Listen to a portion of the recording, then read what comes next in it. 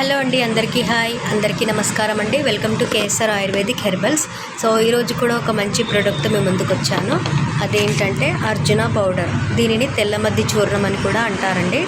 So ఇది ఏంటంటే ఇది హార్ట్ ప్రాబ్లమ్స్ ఉన్న వాళ్ళకి ఒక మంచి అద్భుతం అని చెప్పవచ్చు.